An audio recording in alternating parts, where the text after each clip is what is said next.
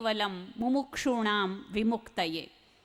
और एक बात और, इस उपनिषद की कई विशेषताएं हैं जिनमें से 2-3 की तरफ मैं अंत में संकेत करूंगी, लेकिन पहली विशेषता शुरू में बतानी ज़रूरी है कि मेरे पास न कोई कहानी का आश्रय है, न कोई आख्यान है, न कोई रूपक है, और न ही कोई प्रश्न है, उत्तर ही उत्तर है। मानो जो साधक हैं, जिज्ञासु हैं, शिष्य हैं, वे प्रश्न पूछ पूछ कर थक चुके हैं, या वे प्रश्न पूछ पूछ कर इस स्तर तक पहुंच चुके हैं कि अब दिन आ गया है कि उन्हें कुछ रस मिलना चाहिए। लेकिन इसमें एक क्रम विपर्य हुआ है। उपनिषद विद्या आचार्य के समीप रहकर शिष्यों द्वारा अधिगत की जाती है। यहाँ हो रहा है क्या, आचार्य बैठे हैं मौन भाव से, और जो साधक हैं या जिज्ञासु हैं या हम जैसे विद्यार्थी हैं, जिन्हें गुरु मुख से उपनिषद पढ़ने का सुअवसर गौतम भाई की तरह शायद नहीं मिला है। मेरे पास न तो भानदेव दी जैसी साधना का संचय है, न अपने पूर्व वक्ता जैसा स्वाध्याय का गहन चिंतन है। केवल जितना मैंने पढ़ा और जो कुछ जाना, केवल उपनिषद की सहायता से, भाष्यकारों के पास भी मैं नहीं गई, केवल उपनिषद के मूल वचनों तक ही मैंने अपने को सीमित रखा है। उसका सार मैं आपके समक्ष प्रस्तुत करूंगी।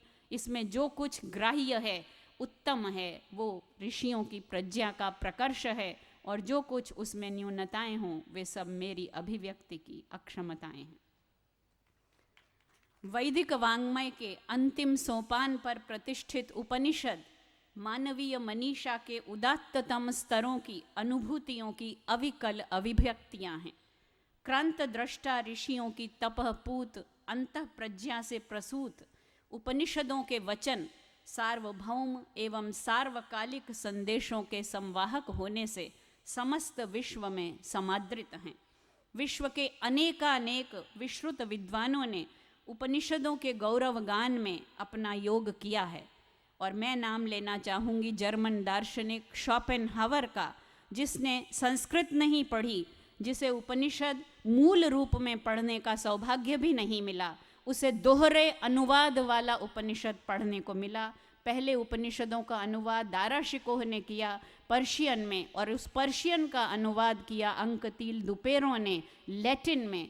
वो ट्रांसलेशन जब शोपेनहावर को इतना उत्प्रेरित कर सकता है, इतना प्रभावित कर सकता है कि प्रत्येक रात्रि शयन से पूर्व वो उपनिषदों से प्रेरणा ग्रहण करता था, और ये कहता था कि Upanishads have been the solace of my life and Upanishads will be the solace of my death.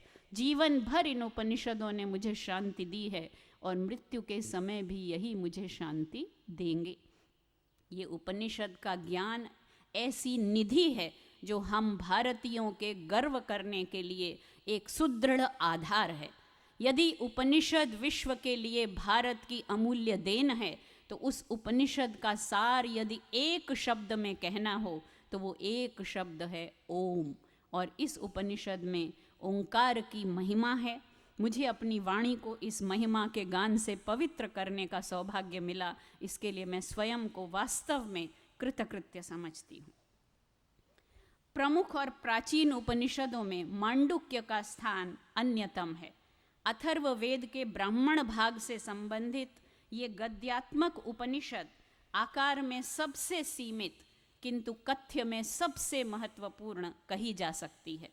इसके 12 सूत्र वचनों में भारतीय दर्शन के सबसे महत्वपूर्ण सिद्धांत ओंकार रहस्य और आत्मा की चैतन्य रूपता एवं सर्वव्यापकता का सार समाहित कर मानो गागर में सागर भरने का निदर्शन प्रस्तुत किया गया है। व्युत्पत्ति की दृष्टि से इस उपनिषद का नाम मांडुक्य, मंडूक से निष्पन्न हुआ है। अनेक विचार इस विषय में मुझे मिले, मैंने बहुत खोजा। एक विचार के अनुसार ये उपनिषद मंडूक नामक ऋषि द्वारा प्रणीत होने से मांडुक्य कहलाई, अथवा इस उपनिषद का साक्षात्कार वर्षा के अधिपति वरुण देव को मंडूक का रूप धारण करने पर हुआ, इसलिए इसका नाम मांडुक्योपनिषद पड़ा। द्वितीय मतानुसार मंडूक का रूढ़ अर्थ मेंढक है, और जैसे मेंढक की गति प्लुतात्मिका होती है, मंडूक का प्लुति हमारे शास्त्रों में भी है, उसी भांति इस उपनिषद की प्रतिपादन शैली भी मानो एक से दूसरे स्तर तक प्लुत गति से छलांगे लगाती हुई प्रतीत होती है। संभवतः इसलिए इसका नाम मांडुक्योपनिषद पड़ा हो। एक संकेत ये भी मिला कि मंडूक नामक कोई योग विधि है, उस योग विधि का अभ्यास करने वाले ऋषि मंडूक द्वारा ये प्रणीत है, इसलिए मांडुक्य कहलाई। मांडुक्य उपनिषद में हम देखेंगे 3 स्तर हैं, मानो 3 स्टोरी बिल्डिंग पर हमें ले जाया जा रहा है। पहले स्तर पर ओंकार का महात्म्य है, दूसरे स्तर पर ओंकार और आत्मा की संगति बैठाई गई है और आत्मा के 4 पादों का निरूपण किया गया है, जिसकी ओर अभी मुझसे पूर्व वक्ता ने कुछ संकेत किया। और तीसरे मंजिल पर पहुँचते पहुँचते ओंकार की 4 मात्राएं और चेतना की 4 अवस्थाएं, इनमें संगति स्थापित करते हुए फलश्रुति दी गई है, गौण फलश्रुति और प्रधान फलश्रुति, कि इसके उपासना करने से, इस ज्ञान को अधिगत करने से क्या होता है। इस प्रस्तुति का क्षेत्र मैंने मूल मांडुक्य उपनिषद तक ही सीमित रखा है। अतः मांडुक्य कारिका के प्रणेता आचार्य गौड़पाद, भाष्यकार शंकर अथवा आचार्य मध्व के मंतव्यों की मीमांसा यहाँ प्रधान अभीष्ट नहीं, यद्यपि उपनिषद के अर्थ विवेचन हेतु यथास्थल इन आचार्यों के वचनों का आश्रय अवश्य लिया जाएगा। उपनिषद की व्याख्या उपनिषद से ही हो, यही दृष्टि अपनाते हुए यत्र तत्र अन्य उपनिषदों के वचनों से संगति स्थापित करने का भी प्रयास किया जाएगा। मांडुक्य उपनिषद का आरंभ ओंकार महिमा के प्रख्यापन से होता है। पहला ही वचन है, ओम इत्येतदक्षरम इदं सर्वं तस्य उपव्याख्यानं भूतं भवद् भविष्यदिति सर्वम् ओंकार एव यच्चान्यत् त्रिकालातीतं तदप्योंकार एव। ये सब कुछ ओंकार ही है। ओम इत्येतदक्षरम, अभी मैं इनकी व्याख्या करूंगी। ओम पद का प्रयोग सर्वप्रथम यजुर्वेद के 40वें अध्याय में, जिसे हम ईशावास्योपनिषद भी कहते हैं, ओम खम ब्रह्म। विभिन्न उपनिषदों में ओम के महत्व का अनेकशः निर्देश हुआ है और अनेक वक्ताओं ने उसकी ओर संकेत किया है। अभी गौतम भाई मुंडक उपनिषद में प्रणवो धनुः शरो ह्यात्मा इत्यादि की ओर भी संकेत करेंगे। पुरातन भारतीय परंपरा और अधुनातन कर्मकांड दोनों ओम के महात्म्य और मांगलिकता को समान रूप से स्वीकार करते हैं। व्युत्पत्ति की दृष्टि से ओम वह है जो रक्षा करता है, अवतीति ओम। कोशार्थ के आधार पर ओम एक पवित्र ध्वनि है जो स्वीकार, अंगीकार एवं रोष अर्थों में भी प्रयुक्त होती है। यही कारण है कि परवर्ती काल में प्रत्येक वेद मंत्र के पूर्व एवं प्रत्येक मंगल कार्य के पूर्व ओम के उच्चारण का विधान मान्य हुआ, जो अद्यावधि अक्षुण्णतया प्रचलित है। तस्मादोमित्युदाहृत्य यज्ञ दान तपः क्रियाः प्रवर्तन्ते विधानोक्ताः सततं ब्रह्मवादिनाम्। परम तत्व का वर्णन मांडुक्योपनिषद में ओम के द्वारा ही प्रारंभ किया गया है और ओंकार पर ही उसका समापन किया गया है। इसमें ओम की 3 मात्राओं और चौथी अमात्रिक दशा की संगति चेतना की 4 अवस्थाओं से स्थापित की गई है और उसे बहुत आध्यात्मिक महत्व दिया गया है। मांडुक्योपनिषद के 12 संक्षिप्त सूत्रात्मक वाक्यों में चैतन्य के विषय में जिन महत्वपूर्ण बिंदुओं पर प्रकाश डाला गया है वे निम्नलिखित हैं। पहला, ओम इत्येतद अक्षरम, ओंकार ही अक्षर है। ये बोला जाने वाला अक्षर भी है और कभी क्षय न होने वाला अक्षर ब्रह्म भी है। तदनुसार ओंकार के 2 रूप हैं, ध्वन्यात्मक और प्रतीकात्मक। इनमें से प्रथम तो परम सत का वाचक है और दूसरा उसका प्रतीक, इसलिए यह पर एवं अपर ब्रह्म के दोनों रूपों का ज्ञापक है। फिर कहा इदम सर्वम तस्य उपव्याख्यानम, ये समस्त दृश्यमान जगत उस ओम अक्षर की ही व्याख्या है। जो भी दृश्य और अदृश्य है, भूत वर्तमान और भावी है, सब ओंकार है। अर्थात काल की तीनों परिधियों में सीमित सब घटनाएं इसी ओंकार की अभिव्यक्तियां हैं। इन तीनों कालिक सीमाओं से परे जो कुछ त्रिकालातीत है वह भी ओंकार ही है। तात्पर्य ये कि ओंकार की व्यापकता ससीम एवं असीम, शांत एवं अनंत, इन दोनों कोटियों तक है। इसलिए ये कहना समीचीन है कि समस्त संसार ओंकार का ही व्याख्यान रूप है। अब आगे चलना है। ओमित्येतदक्षरम इदं सर्वं तस्य उपव्याख्यानं भूतं भवद् भविष्यदिति सर्वम् ओंकार एव यच्चान्यत् त्रिकालातीतं तदप्योंकार एव। पहले वचन में ये 3 बिंदु दिए और अब दूसरा जो वचन है वो मानो पूरे मांडुक्य उपनिषद का भी सूत्र है। उसमें 3 बिंदुओं की ओर संकेत है। सर्वम ही एतद् ब्रह्म, क्योंकि जब आचार्य शिष्यों को कुछ ऐसी चीज़ समझाना चाहते हैं जो दृश्य नहीं है, जो मूर्त नहीं है, तो शुरू कहाँ से करना पड़ेगा? दृष्ट से अदृष्ट की ओर, स्थूल से सूक्ष्म की ओर, मूर्त से अमूर्त की ओर।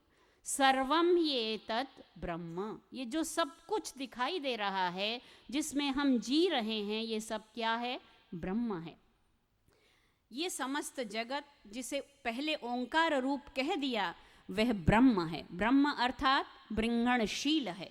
जैसे नामी नाम का अधिष्ठान होता है, उसी भांति ओंकार जिसका नाम है, ऐसा वह ओंकार रूप ब्रह्म इस दृश्य जगत का अधिष्ठान है। फिर कहा अयम आत्मा ब्रह्म, सर्वम ही एतद् ब्रह्म एतद्, और फिर कहा अयम आत्मा ब्रह्म। एतद यह भी सर्वनाम है, अयम यह भी सर्वनाम है, लेकिन पहले नपुंसक लिंग है और अब पुल्लिंग है। लेकिन उसके पीछे पहले बाहर की बात है और अब अपने भीतर की बात है। जो हमारे भीतर है ये भी ओम है, जो बाहर है वो भी ओम है। ये भी ब्रह्म है और वो भी ब्रह्म है। न केवल बाह्य जगत अपितु सब जीवों में व्याप्त अयम आत्मा ब्रह्म, ये आत्मा भी ब्रह्म है। एक व्याख्याकार ने यह भी कहा कि इसमें पिंड और ब्रह्मांड उपनिषदों का, वैदिक चिंतन का ये संकेत है, सिद्धांत है। यथा पिंडे तथा ब्रह्मांडे, अथवा यत् पिंडे तत् ब्रह्मांडे। तो ये संपूर्ण विश्व यानी ब्रह्मांड ब्रह्म है, अर्थात ब्रह्म का विस्तार है। इसी प्रकार हम सब का पिंड भी ब्रह्म है। जैसे ब्रह्मांड में ब्रह्म का विस्तार विश्व है, वैसे ब्रह्म की भांति पिंड में जीव का विस्तार है। आत्मा के अर्थात ब्रह्मांड में ब्रह्म तथा पिंड में जीवात्मा के 4 पाद हैं, अर्थात इन दोनों की अनुभूति के 4 स्थान हैं, क्योंकि शब्द आएगा स्थान। अब अगले तीसरा वचन सर्वम ही एतद् ब्रह्म, ये जो बाहर है सब कुछ ये ब्रह्म है। अयम आत्मा ब्रह्म, जो भीतर है ये भी ब्रह्म है। और अयम आत्मा, ये आत्मा और ब्रह्म हैं, आत्मा ही ब्रह्म है। लेकिन कैसे जाने उसे? तो संकेत दे दिया अयम आत्मा चतुष्पाद, ये आत्मा 4 पादों वाला है। और व्यास जी ने संकेत किया ये चतुष्पाद, 4 पैर वाले चतुष्पाद प्राणी जैसे 4 पाद नहीं है। जैसे गाय के 4 पाद होते हैं, तो आत्मा का चतुष्पाद प्राणियों की भांति चतुष्पाद नहीं है, अपितु जैसे 1 रुपये में 16 आने पहले होते थे, और 16 आने अर्थात यदि 4 भागों में बांटे तो 4 चवन्नी होती हैं, तो 1 रुपये के 4 भाग हैं, 4 अंश हैं। उसी प्रकार ये आत्मा के 4 पाद हैं। और शंकराचार्य ने कहा चतुष्पाद कार्षापणवत न गौरिवीति, ये आत्मा कार्षापण उस सिक्के का ही नाम है जो 16 का मूल्य रखता है, उसकी भांति 4 पाद या अंश वाला है, गौ की भांति 4 पैरों वाला नहीं। और जिस भवन का संकेत यहाँ मैं भवन का रूपक ले रही हूँ, उपनिषद ने कोई ऐसा स्थूल रूपक नहीं लिया है, लेकिन हमें समझना है तो मान लें कि उसके 4 पाए हैं। ये 4 पायों पर ही भवन ऊपर चलेगा। पहला स्तर है ये। पहले स्तर की हमने व्याख्या थोड़ी सी जानी, अब दूसरे स्तर पर जाना है। तो ये जो 4 पाद वाली बात है, इसे यदि वेद से जोड़ने का प्रयास करें, सर्वप्रथम ऋग्वेद में ही परम सत्ता के 4 पादों का सूत्र मिल जाता है, जहाँ कहा गया कि ये समस्त विश्व और इसके सब प्राणी उस पुरुष का केवल एक पाद हैं, जबकि उसके 3 पाद अमृतमय द्युलोक में निहित हैं। पादोस्य विश्वाभूतानि त्रिपादस्यामृतम दिवि। अंतर ये है कि वहाँ एक पाद व्यक्त है और त्रिपाद जो है वो अव्यक्त है, और यहाँ 3 व्यक्त पादों से हमें उस चतुर्थ अव्यक्त पाद की ओर ले जाया जा रहा है। जैसा मैंने पहले कहा, मांडुक्योपनिषद का प्रतिपाद्य चेतना के सूक्ष्माति सूक्ष्म स्तरों का विवेचन करना है, जो अत्यंत गहन गंभीर विषय है। इसीलिए उपनिषद विद्या आचार्य की सन्निधि में रहकर धीर, गंभीर, अंतर्मुखी अधिकारी शिष्य द्वारा ही अधिगत की जा सकती है। इसमें दृश्यमान जगत के स्थूल पदार्थों की चर्चा नहीं, अपितु सर्वव्यापी सर्वभूतांतरात्मा का साक्षात्कार, अपरोक्ष अनुभूति अभीष्ट है, जो समस्त ब्रह्मांड के सभी जीवों के अनुभव का विषय है। यही कारण है कि उपनिषदों में प्रतिपादित ज्ञान किसी देश, जाति या काल विशेष तक सीमित नहीं, समस्त मानवता के लिए सतत प्रासंगिक एवं प्रेरणाप्रद है। इस दृष्टि से मांडुक्योपनिषद के अगले वचनों में ओंकार की 4 मात्राओं और मानवीय चेतनाओं के 4 चेतना के 4 स्तरों के मध्य संगति स्थापित की गई है, और ये व्याख्या की गई कि आत्मा के चतुष्पात्व का तात्पर्य क्या है। अतः अब इसी विषय का विवेचन क्रम प्राप्त है। तो पहले पाद की व्याख्या कैसे करती है मांडुक्योपनिषद? आत्मा का पहला पाद वैश्वानर कहा जाता है। जागरित स्थानो बहिष्प्रज्य सप्तांग 19 मुखः स्थूलभुक् वैश्वानरः प्रथमः पादः। ये वैश्वानर क्या है? इसकी भी अनेक व्याख्याएं हैं, अनेक अर्थ हैं। अग्नि भी वैश्वानर है। यहाँ चैतन्य का नाम ही वैश्वानर दिया, क्यों? विश्वेशाम नराणाम अनेकधा नयनात् वैश्वानरः, कि प्रत्येक जीव को, विश्व के सभी जीवों को भिन्न भिन्न प्रकार से ये ले जाता है, इसलिए ये वैश्वानर है। इसे प्रथम पाद इसलिए कहा कि अगले 3 पादों का ज्ञान इसके बाद ही हो सकता है। पहले चरण के बाद, पहले सोपान के बाद ही दूसरे सोपान पर चढ़ा जा सकता है। व्यष्टि रूप में सब जीवों में व्याप्त इस वैश्वानर चैतन्य का स्थान जागृत अवस्था है। जागृत अवस्था में चेतना मानो भीतर से निकलकर बाहर आ जाती है, इसलिए उसको जागरित स्थान कहा गया है। अर्थात जीव की चेतना शरीर में अभिव्यक्त होती है। चूँकि इसमें चैतन्य की प्रवृत्ति बहिर्मुखी होती है, इसलिए इसे बहिष्प्रज्य कहा। उसका ध्यान बाहरी विषयों की ओर होता है। कठोपनिषद ने जिसे कहा परांचिखानि व्यतृणत स्वयंभू तस्मात् परांग पश्यति नान्तरात्मन। इस स्थिति में चेतना के बहिर्मुखी होने पर जीवात्मा के 7 अंग होते हैं, अतः उसे सप्तांग भी कहा जाता है। सिर, आँख, कान, वाणी, फेफड़े, हृदय और पांव, ये 7 अंग हैं।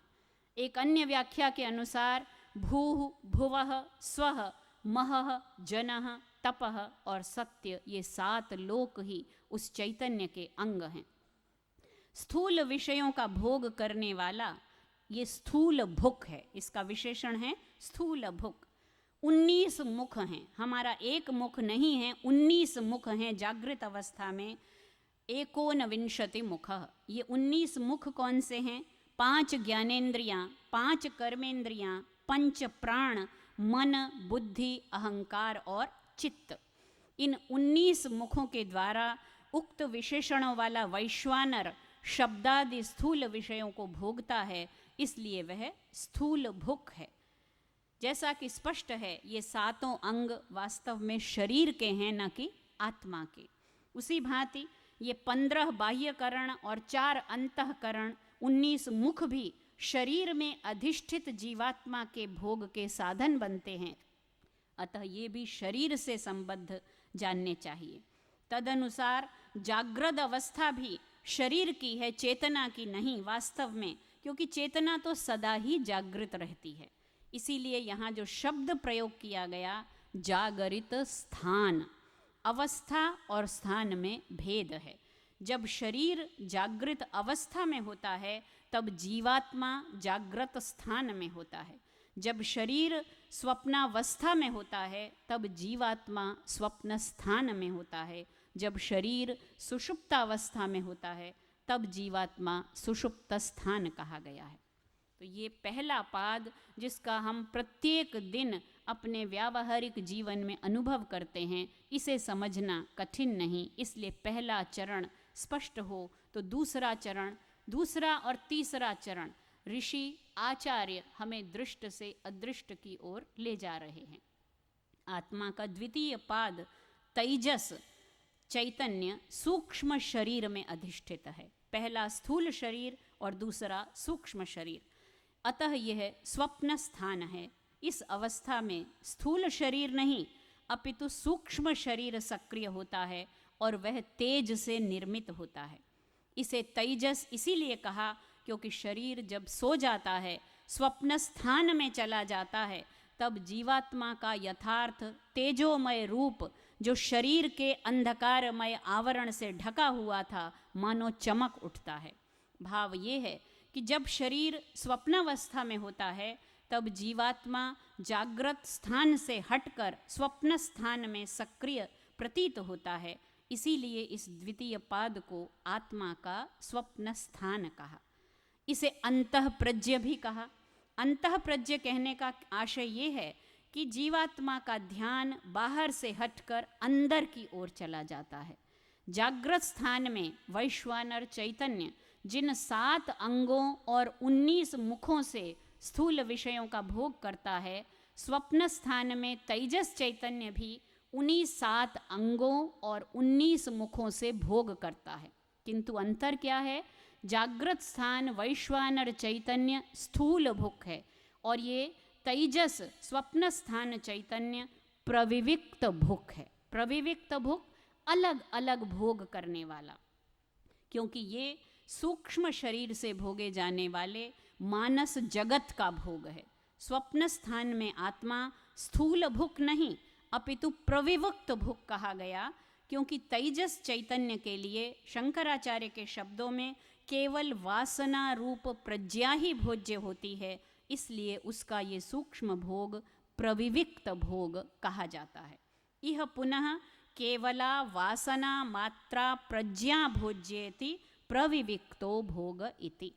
तो जागृत स्थान, स्वप्न स्थान, प्रतिदिन हम जागते हैं और जागृति और सुषुप्ति के बीच स्वप्न की दशा होती है, जिसमें मन सक्रिय होता है और मन के जगत में विचरण करते हुए हम विषयों का सूक्ष्म शरीर से भोग करते हैं।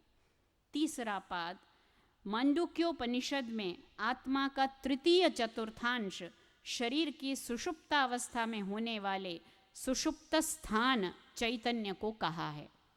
अर्थात शरीर जब सुषुप्ति दशा में होता है तब जीवात्मा सुषुप्त स्थान कहा जाता है, क्योंकि सुषुप्त शरीर न तो कोई कामना करता है न ही किसी स्वप्न को देखता है। देखिए उपनिषद के शब्द, यत्र सुप्तो न कंचन कामं कामयते न कंचन स्वप्नं पश्यति तत्सुषुप्तं सुषुप्तस्थान एकीभूतः प्रज्ञान घन एवानंदमयो हि आनंदभुक् चेतोमुखः प्राज्ञः तृतीयः पादः।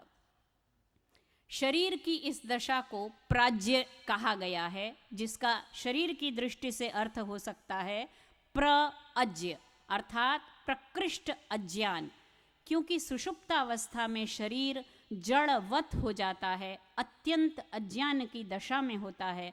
अतः उसे प्राज्य कह सकते हैं। दूसरी ओर चैतन्य की इस विशिष्ट दशा का नाम प्राज्य है और तब प्राज्य का अर्थ है प्रकृष्ट ज्ञाता।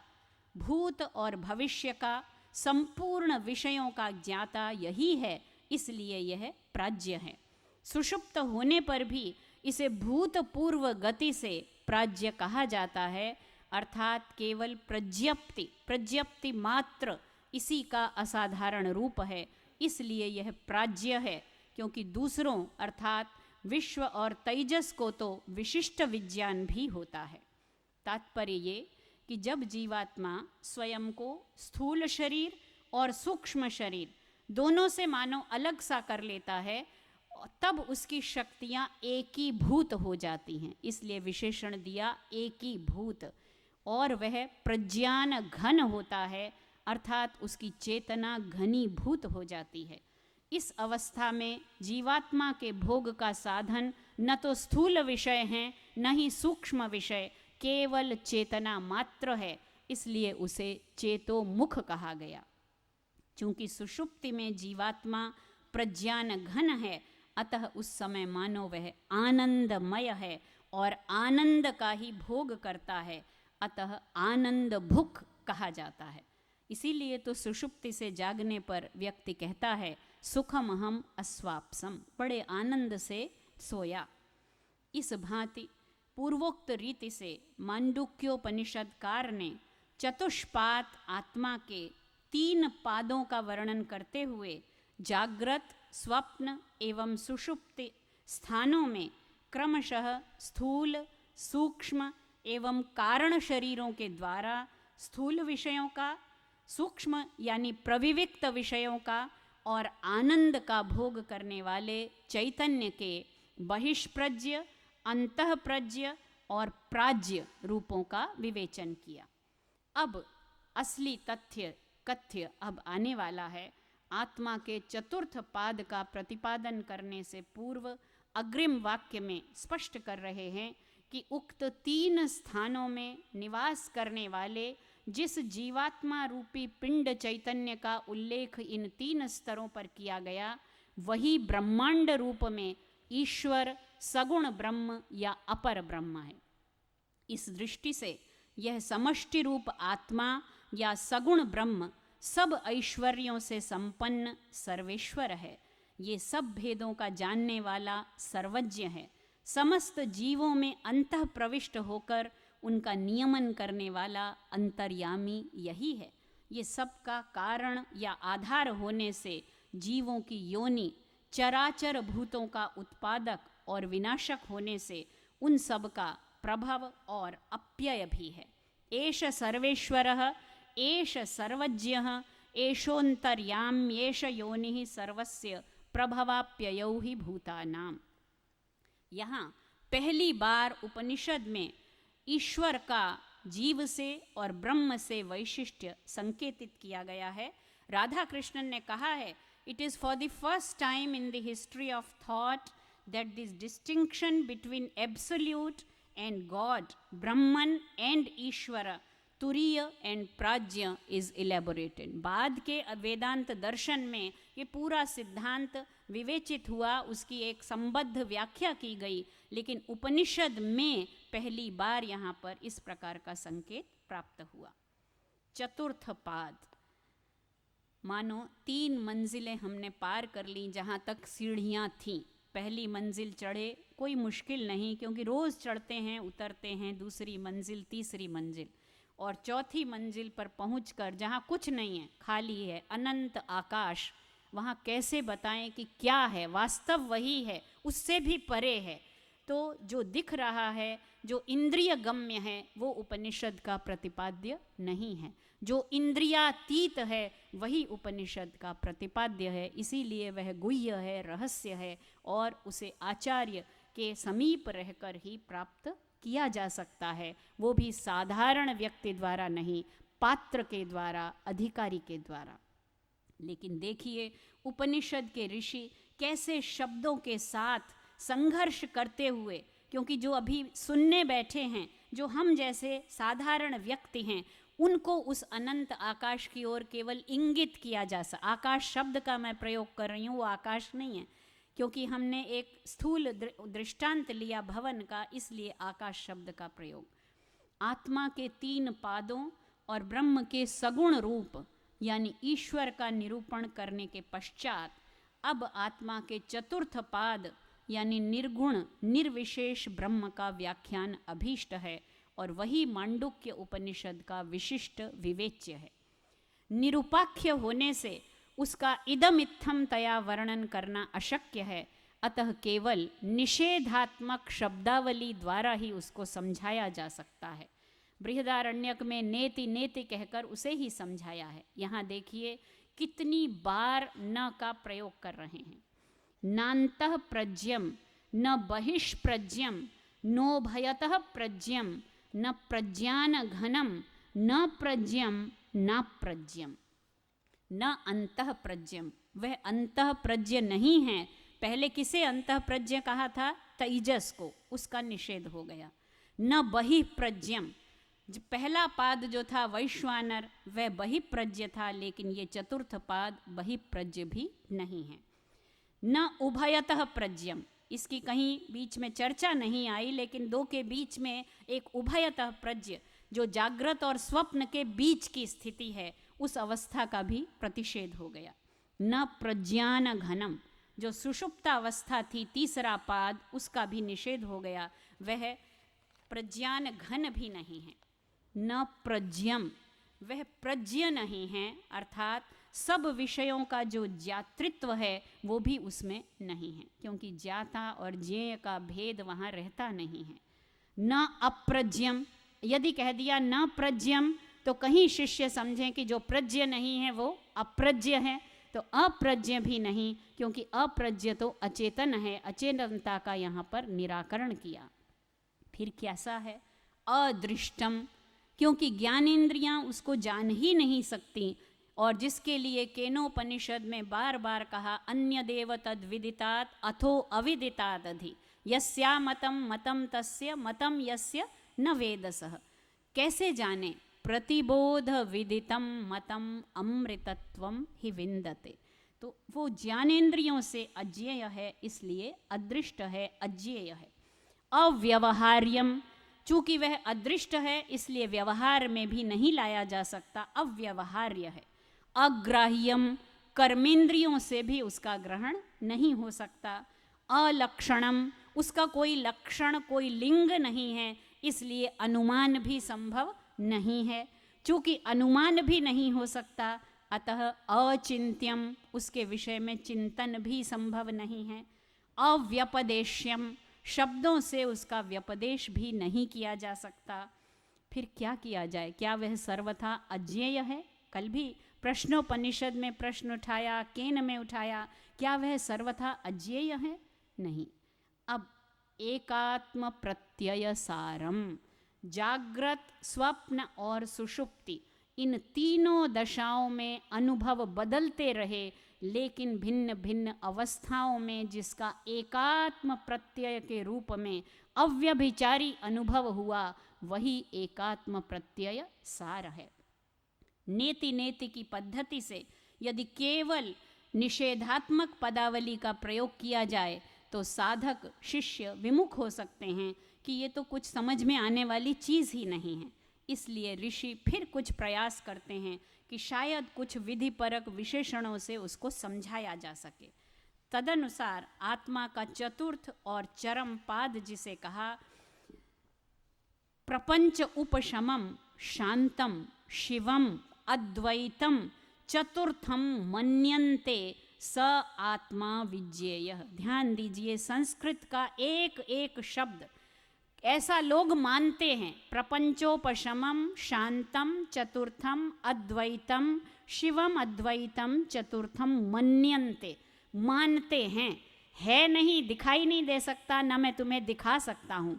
स आत्मा विज्ञेय, वह अज्ञेय नहीं है, विज्ञेय है। मांडुक्योपनिषद में आत्मा की इस दशा को समझाने के लिए 4th पद का प्रयोग किया गया है, जबकि मांडुक्य कारिका में उसे तुर्य और तुरीय कहा है। शंकराचार्य ने भाष्य में चतुर्थम तुरीयम मन्यन्ते कहकर उसकी व्याख्या की, लेकिन मांडुक्योपनिषद में चतुर्थ शब्द का प्रयोग हुआ और अद्वैत शब्द का प्रयोग भी संभवतः पहली बार उपनिषद में यही हुआ, जिसके आधार पर बाद में अद्वैत इत्यादि सिद्धांतों की प्रतिष्ठा हुई। मांडुक्य के आरंभ में ओंकार को ब्रह्म कहा और समस्त ब्रह्मांड में व्याप्त बताया। अब शिष्य प्रश्न कर नहीं रहा है साक्षात रूप से, लेकिन ये प्रश्न हो सकता है कि ब्रह्म है क्या। तो मानो ऋषि ने स्वयं ही ये प्रश्न संभावित किया था और उसका उत्तर दे दिया था कि ये आत्मा ही ब्रह्म है। तो अगला प्रश्न होगा, यदि आत्मा ही ब्रह्म है तो उसे जाने कैसे। तो जवाब दिया, आत्मा चतुष्पाद है। 3 पादों का क्रमशः विवेचन किया और अंततः उस चतुर्थ पाद की ओर इंगित किया, जो उन तीनों पादों से परे समष्टि रूप ब्रह्मांडात्मा, प्रपंच शून्य, शुद्ध, बुद्ध, शांत एवं शिव चैतन्य है, और वही उपनिषद का प्रतिपाद्य है। अब ये जिज्ञासा होनी स्वाभाविक है कि उक्त चर्चा में चेतना की दशाओं का तो संकेत कर दिया, किंतु प्रथमतः जो कहा था, प्रतिज्ञा वाक्य जो था, सर्वम ओम इत्येतद अक्षरम इदम सर्वम तस्य उपव्याख्यानम, प्रथमतः निर्दिष्ट ओंकार का व्याख्यान तो हुआ ही नहीं। कक्षा में जब अध्यापक पहले दिन कोई स्थापना करता है और पढ़ाते हुए विषयांतर हो जाए तो शिष्य कहेंगे कि वो प्रश्न कहाँ गया जो शुरू में आपने कहा था, आप तो ये पढ़ाने वाले थे, आप तो ओंकार की महिमा बताने चले थे, आपने जागृत, स्वप्न, सुषुप्ति और चतुर्थ तो बता दिया, ओंकार से उसका संबंध तो दिखाया ही नहीं। इसलिए अब अगले 4 मंत्रों में चेतना के इन चारों पादों की संगति क्रमशः ओंकार की 3 मात्राओं और चौथे अमात्र पद से स्पष्ट की जा रही है। और 2 शब्द प्रयोग किए हैं, अध्यक्षर और अधिमात्र। सोयमात्मा अध्यक्षरम ओंकारः अधिमात्रम पादा मात्राश्च पादा अकार उकारो मकार इति। यदि अध्यक्षरम विवेचन किया जाए, अध्यक्षरम माने अक्षर की दृष्टि से यदि विवेचन करें, तो ये जो आत्मा जिसका वर्णन किया ये ओंकार है, और पाद रूप से यदि इसका विभाजन किया जाए तो उसे अधिमात्र कहेंगे, क्योंकि जो 3 पाद बताए हैं वे ही 3 मात्राएं हैं। ओम की 3 मात्राएं हैं और आत्मा के 3 पाद जिनकी व्याख्या की गई, पहली मात्रा अकार, दूसरी उकार और तीसरी मकार। पहली मात्रा अकार है, जो जागरित स्थान और वैश्वानर रूप में वर्णित आत्मा के प्रथम पाद को सूचित करती है। और यहीं उपनिषदकार ने मानो गौणी फलश्रुति की उद्घोषणा भी कर दी। जागरित स्थानो वैश्वानरोकारः प्रथमा मात्रा राप्तिः, प्रथमा मात्रा आप्तेः आप्तिमत्वाद्वा आपनोति ह वै सर्वान् कामान् आदिश्च भवति य एवं वेद। इसका फल क्या होगा? तो इसकी गौणी फलश्रुति भी बता दी कि जो जिज्ञासु या साधक ओंकार की इस प्रथमा मात्रा अ को इस रूप में जानता है, वह अपनी सब कामनाओं को प्राप्त कर लेता है। आपते है आप्तिमत्वात्वा, प्राप्त कर लेता है। और आपनोति इस क्रिया, ये क्रिया का आदि भी अकार अक्षर है, ओंकार का आदि भी अकार अक्षर है। इसलिए वह व्यक्ति जो अकार की मात्रा को जान लेता है, वह सबके बीच में आदि स्थान का भाजन होता है, मुख्य स्थान का पात्र होता है। शंकराचार्य ने इसकी व्याख्या करते हुए कहा, अकारो वै सर्वा वाक्। इस श्रुति के अनुसार अकार से समस्त वाणी व्याप्त है। जिस प्रकार अक्षरों में अकार पहला है, उसी प्रकार आत्मा के 4 पादों में वैश्वानर आदिमान है, अतः वैश्वानर को अकार रूप कहा। द्वितीय पाद, आत्मा के द्वितीय पाद ओंकार की दूसरी मात्रा है उकार, जो स्वप्न स्थान तेजस चैतन्य की प्रतीक है। यदि जिज्ञासा हो कि उकार और तेजस में क्या साम्य है, तो उपनिषदकार ने कहा, जैसे उकार अकार की अपेक्षा उत्कृष्ट है, अ के पश्चात ही उ आता है, उसी भांति तेजस चैतन्य वैश्वानर की अपेक्षा उत्कृष्ट है, अतः उत्कर्ष ही इन दोनों की समानता है। स्वप्न स्थानस तैजस उकारो द्वितीया मात्रा उत्कर्षात उभयत्वाद्वा। दो व्याख्याएं कर दी।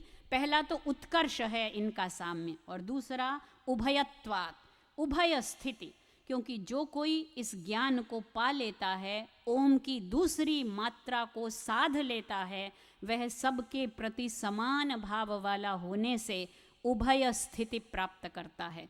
वादी और प्रतिवादी दोनों उसके प्रति आदर रखते हैं। हमारे समक्ष संत महात्मा पूज्य मुरारी बापू हैं, वो उभय स्थिति को प्राप्त कर चुके हैं, क्योंकि उनके समक्ष सब व्यक्ति समान हैं। ये समान पदवी का अधिकारी वह है जिसने ये उभयत्व को साध लिया है। ओम की द्वितीय मात्रा को जो इस रूप में जान लेता है, उसके कुल में कोई अब्रह्मवित नहीं होता, अर्थात वो अपनी समस्त कुल परंपरा को भी ज्ञानी बनाने में सक्षम होता है। तीसरी मात्रा है मकार। सुषुप्त स्थान प्राज्य चैतन्य की प्रतिनिधि ओम की तृतीय मात्रा मकार है। यदि पूछा जाए कि दोनों में क्या साम्य है, तो मिति और अपीति ये दो साम्य हैं। मिति यानी मापना, परिमाण, प्राज्य और मकार की समानता का आधार है। मिति का एक विग्रह म इति ऐसे भी किया जा सकता है, अर्थात जैसे स्पर्श व्यंजनों में अंतिम व्यंजन म है, वैसे ही सुषुप्ति पिंड चैतन्य के अहम भाव की इति है, अर्थात अंतिम अवस्था है। सुषुप्ति से उठकर रोज हम उस गहन प्रज्ञान घन चैतन्य की शरण में जाते हैं, लेकिन सुबह उठकर सुखम अहम अस्वापसम अहम भाव में फिर लौट आते हैं। तो म इति, जहाँ म की इति होती है, इस तृतीया मात्रा में पिंड चैतन्य के अहम भाव की इति हो जाती है। अतः जो कोई इस रूप में ओंकार की तृतीया मात्रा की उपासना करता है, वो मानो संपूर्ण संसार की थाह पा लेता है, उसे नाप लेता है। मांडुक्योपनिषदकार के अनुसार प्राज्य चैतन्य और ओंकार की तृतीय मात्रा में जो अपीति शब्द आया, शंकराचार्य ने उसकी व्याख्या की अप्यय या एक ही भाव। मिति की व्याख्या उन्होंने की कि जिस प्रकार किसी माप से, माप का नाम भी उन्होंने दिया प्रस्थ, से जो कुछ तोला जाता है, उसी तरह प्रलय और उत्पत्ति के समय मानव प्रवेश और निर्गम के द्वारा प्राज्य से विश्व और तेजस मापे जाते हैं, क्योंकि ओंकार की समाप्ति पर उसका पुनः प्रयोग किए जाने पर मानो अकार और उकार मकार में प्रवेश करके फिर उसी से निकलते हैं, और अपीति में उनका अप्यय या एक ही भाव हो जाता है। अपीति की एक और तरह से भी व्याख्या हो सकती है, अपि इति, अर्थात उक्त रीति से ओंकार को जान लेने पर सब विषयों की, दुखों की तथा अज्ञान की भी समाप्ति हो जाती है, अहम भाव की भी समाप्ति हो जाती। अतः अध्यक्षर एवं अधिमात्र रूप से आत्मा की तीन दशाओं तथा ओम की तीन मात्राओं की समकक्षता वर्णित करने के उपरांत ऋषि अपने समापन वाक्य में उपनिषद के परम प्रतिपाद्य का संकेत करते हैं और प्रधान फल श्रुति का निर्देश भी करते हैं। तदनुसार ओम की पूर्वोक्त तीन मात्राओं से परे जो अमात्र ओंकार है, वह चतुर्थ है। ओम की ध्वनि जब हम करते हैं, म के उपरांत जो गुंजन है, जो उसकी अनुरणन है, वही ये चतुर्थ मात्रा है।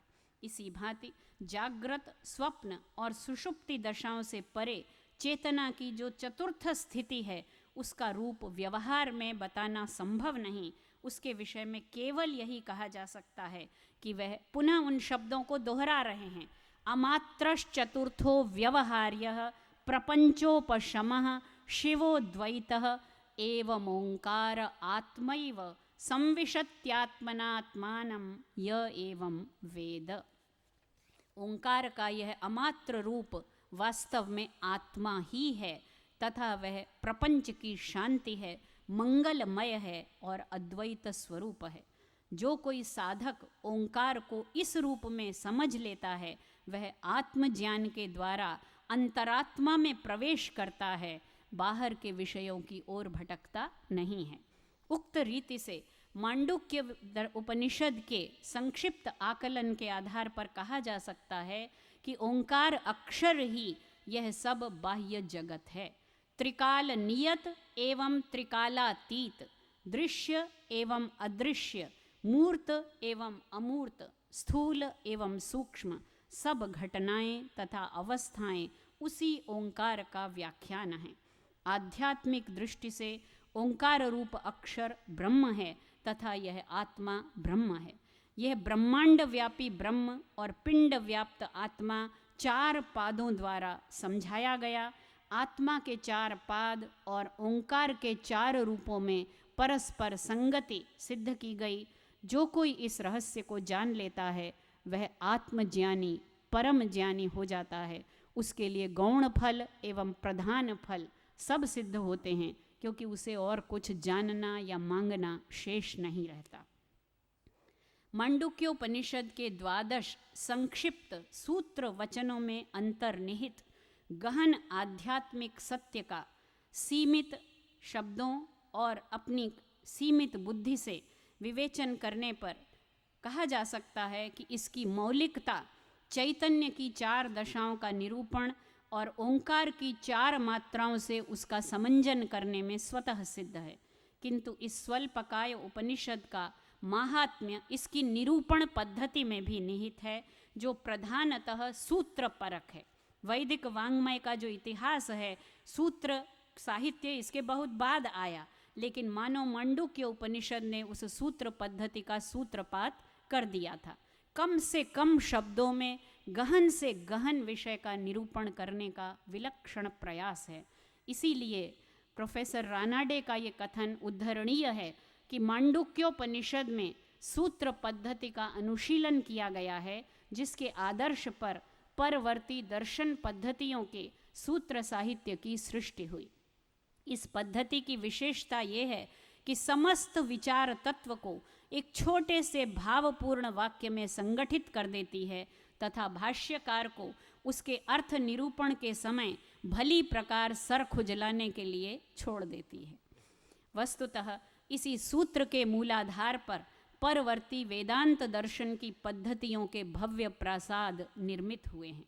उल्लेखनीय है कि मांडुक्योपनिषद के 9 से 11 वचन पर्यंत व्युत्पत्ति पद्धति का भी आश्रय लिया गया है, जो हमने देखा मिति, अपीति, आपनोति, आप्तिमत्वादिति, उत्कर्षाद, उभयत्वाद वा। मांडुक्योपनिषद जैसी परवर्ती उपनिषद में ओंकार के प्रथम अक्षर अकार का अर्थ आप्ति, द्वितीय अक्षर उकार का अर्थ उभयत्व और तृतीय अक्षर मकार का अर्थ माप इत्यादि के द्वारा जो मिति, अपिति आदि शब्दों से व्यक्त किया गया। इसके अतिरिक्त मांडुक्योपनिषद के 7वें कथन में 10 बार निषेधवाचक विशेषणों से आत्मा के चतुर्थ पाद को समझाने की जो चेष्टा की गई है, वह भी भारतीय विचार प्रणाली का एक अभिन्न अंग है। और जापानी विद्वान प्रोफेसर हाजिमे नाकामुरा ने एक पुस्तक लिखी है, the ways of thinking of eastern people, और उसमें उन्होंने कहा है कि वाया नेगेटिवा निषेधात्मक पद्धति पूरे पौर्वात्य चिंतन पद्धति का एक महत्वपूर्ण तरीका है बात को कहने का, कि वे जब सूक्ष्म की ओर जाते हैं तो न कहकर उसका प्रयोग करते हैं। सारांशतः ये कहना असंगत नहीं कि समूची मांडुक्य उपनिषद ओंकार की सहवर्ती समांतरता कोलैटरल पैरेललिज्म का एक विशिष्ट व्याख्यान है। ध्यातव्य है कि ओंकार परमात्मा का निज नाम है, सबसे उत्तम नाम है। अभी कहा गया एतदालंबनम श्रेष्ठम एतदालंबनम परम, किंतु नाम होने पर भी इसकी विशेषता यह है कि व्याकरण की दृष्टि से यह संज्ञा नहीं अपितु अव्यय है। ओंकार की महिमा और चेतना की दशाओं की समानांतरता सिद्ध करते हुए आधुनिक दृष्टि से मांडुक्य ने जिस बिंदु की ओर महत्वपूर्ण संकेत किया है, वो कितना महत्वपूर्ण है इसका अनुमान इसी तथ्य से लगाया जा सकता है कि आधुनिक स्नायु विज्ञान न्यूरोसाइंस में आत्म समन्विति सेल्फ इंटीग्रेशन के लिए जिस शांत, सजग एवं सहज चेतना, काम, अलर्ट एंड इंट्यूटिव कॉन्शियसनेस की चर्चा की जा रही है, उसमें प्रयोगात्मक परीक्षणों के द्वारा इसी प्रकार के निष्कर्ष खोजे जा रहे हैं कि स्नायविक प्रक्रियाओं का आधार निद्रा एवं जागृति के मध्य संव्याप्त चेतना ही है। यहाँ तक कि सन 1998 में मानवीय चैतन्य विषय पर केंद्रित एक परिचर्चा में अमेरिका में एक प्रतिष्ठित स्नायु वैज्ञानिक ने अपनी प्रस्तुति के अंतर्गत ये स्वीकार किया कि चेतना के 3 स्तरों स्वप्न रहित सुषुप्ति, स्वप्न एवं जागृति की समकालीन स्थापनाओं का आधार लगभग 4000 वर्ष, उन्होंने ये समय दिया है, 4000 वर्ष पूर्व लिखी गई एक प्राचीन संस्कृत कृति मांडुक्य उपनिषद है। तो मांडुक्य उपनिषद ने जो संकेत किए हैं चेतना के विषय में, आज विश्वविद्यालयों में, भारत और बाहर के अनेक विश्वविद्यालयों में कॉग्निटिव साइंस के डिपार्टमेंट्स हैं, न्यूरो साइंस, न्यूरोफिजियोलॉजी इत्यादि प्रयोगों के द्वारा वे लोग जिस संकेत पर, पहले संकेत पर पहुंचने की चेष्टा कर रहे हैं, उसका समूचा समन्वित विश्लेषण, प्रतिपादन और सूत्र रूप वाक्यों से उसका निरूपण ऋषियों की प्रज्ञा ने किस प्रकर्ष के साथ प्रस्तुत किया है, उसे मैंने बहुत ही अक्षम शब्दों के द्वारा आपके समक्ष रखा है। मैं आप सब से निवेदन करती हूँ कि यदि इस प्रतिपादन में कहीं कुछ भी त्रुटि या न्यूनता रही हो तो उसे मेरी सीमा समझा जाए। उपनिषद का जो गंतव्य है, जो मंतव्य है, वो बहुत ही दुर्बोध है और उसे साधारण व्यक्ति 1 या 2 बार पढ़ने से समझ नहीं सकता। मैं पूज्य बापू के चरणों में यही निवेदन करना चाहती हूँ कि जैसे फलश्रुति आचार्य सुनते रहे, उपनिषद में भी आचार्य कम बोलते हैं, शिष्यों के प्रश्न, प्रति प्रश्न और कभी कभी अति प्रश्न भी होते रहते हैं। तो शायद अंत में वे इसके मर्म की ओर कुछ इंगित करेंगे। और एक निवेदन और करना चाहती हूँ। कल मेरे भाई डॉक्टर महावीर जी ने उपनिषदों की भूमिका के रूप में जिस वैदिक चिंतन की ओर इंगित किया, मेरा ये आग्रह है संयोजकों से, गौतम भाई स्वयं वेद के वरिष्ठ मर्मज्ञ विद्वान हैं, कि जैसे आपने उपनिषद सुधा का आयोजन किया, वेद की पावनी गंगा का यहाँ प्रवाह हो और उस प्रवाह में भी लोगों को अवगाहन करने का अवसर मिले। इन्हीं शब्दों के साथ आप सबके प्रति नमन करते हुए मैं अपनी वाणी को विराम देती हूँ।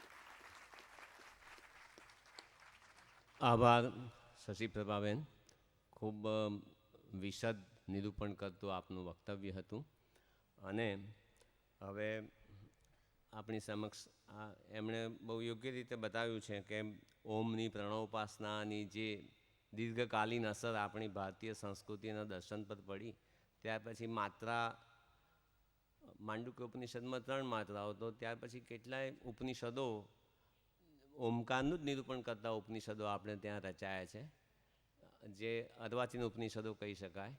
નાદબિંદુ ઉપનિષદ 12 માત્રાઓ સુધીનું બતાવે છે અને દરેક માત્રાનું પણ જુદું જુદું નામ, ઘોષિણી, ઐન્દ્રી, બ્રાહ્મી વગેરે જુદી જુદી માત્રાઓના જુદા જુદા નામ અને તે પ્રમાણે એને લોક પ્રાપ્ત થાય, એ આખી ગતિવિધિ અને જે પ્રવૃત્તિ ચાલી એ મૂળ માંડુક્ય ઉપનિષદની અસર હતી, એ આપણે જોઈ શકીએ છીએ।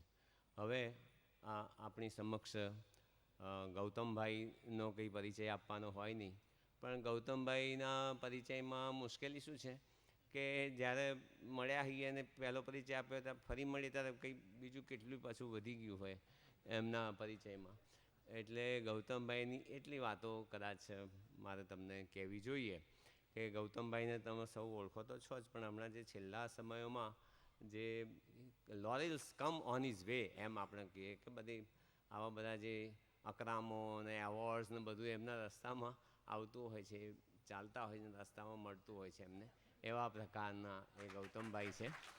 તો એ ગૌતમભાઈનું છેલ્લે જે સોમનાથ યુનિવર્સિટી તરફથી એમને ડિલીટની માનાર્હ પદવી, ઓનરરી ડિગ્રી એમને મળી છે। ત્યાર પછી દિલ્હીની લાલ બહાદુર શાસ્ત્રી જે સંસ્કૃત યુનિવર્સિટી છે એના તરફથી પણ એમને માનાર્હ ડિલીટની માનાર્હ પદવી મળી છે. વધુમાં રમેશ ઓઝા, આચાર્ય રમેશ ઓઝા જે છે એમનો જે સંસ્થા છે એ સંસ્થા તરફથી પણ એમને બ્રહ્મશ્રીની પણ પદવી એમને મળી છે.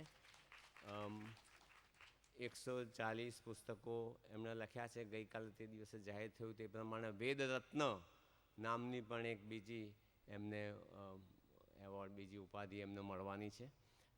એની વિધિ હજુ બાકી છે. તો આ 140 જેટલા પુસ્તકો એમણે લખ્યા છે. કેટલું બધું લખ્યું છે એનું હું તો એમ જ કહીશ કે એમની જે આખી પ્રવૃત્તિ છે, અનેક પ્રકારની પ્રવૃત્તિ છે, અનેકવિધ પ્રવૃત્તિ છે, પણ એના કેન્દ્રમાં વિદ્યા રહી છે એમ તો હું કહીશ. કોક વખત હું એમનાથી જુદો પણ પડું છું, એવું નથી, હંમેશા સંમત થતો હોઉં છું, પણ હું બધી જ એમની જે પ્રવૃત્તિ છે પ્રવૃત્તિના કેન્દ્રમાં વિદ્યા રહેલી છે એ આપણે સૌએ સ્વીકારવું પડશે એવા પ્રકારના આ વ્યક્તિ છે.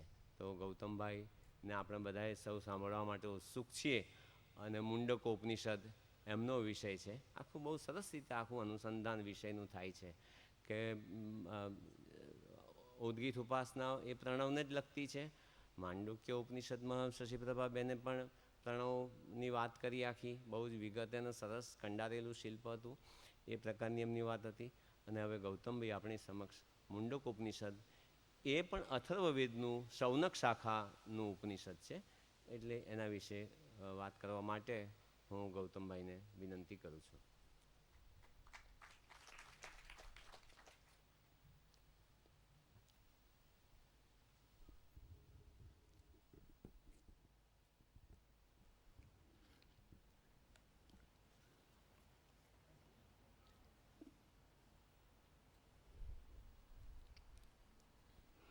બાપુ, ગુજરાતીમાં એક કહેવત છે કે ભીંત જોઈને બહાર મુકાય. અને મેં અને હરિશ્ચંદ્રભાઈ જ્યારે વિષયો ગોઠવતા હતા એ વખતે હું જાણું છું કે માંડુક્ય એ ખૂબ અઘરું ઉપનિષદ છે, અને એટલે જ જેનામાં મને વિશ્વાસ હતો એવી મારી નાની બહેન એને મેં સોંપ્યું. મારા વિશ્વાસને આપે ઉજાગર કર્યો છે. હું ખૂબ ખૂબ તમારો આભારી છું. મારા પ્રોફેસર રેજી ભટ્ટ એવું કહેતા હતા બાપુ કે સહેલાને અઘરું કરવું સહેલું છે, પણ અઘરાને સહેલું કરવું અઘરું છે. એ અઘરું કામ આજે એમણે કર્યું. ખૂબ આભાર. કેમ લક્ષ્મેશભાઈ, બરાબર ને? પણ એ તો શ્રીભાષ્ય પણ આપણને કવિતા જેવું ભણાવતા હતા. એ ગુરુને પ્રણામ. ઓમ કૃષ્ણમ વંદે જગદ્ગુરુ શ્રી સનત કુમાર સમારબ્ધા શ્રી શ્રી ચંદ્રમત્યગા ગુરુ કંગેશ પર્યંતા વંદે ગુરુ પરંપરા. ઉતવાત પિતાસિન ઉત ભ્રાતો ઉત ન સખા સનો જીવા તવે. પરમ પૂજ્ય બાપુ, સંચાલક મિત્ર વિનોદભાઈ, આજના વક્તા વ્યાસ સાહેબ, મારી બહેન, ઉપસ્થિત મહાનુભાવો, જો નામો ગણું તો મારો બોલવાનો અડધો સમય જતો રહે એવા બધા, અને વિશ્વભરના બાપુ અને આ વિષયના ચાહકો.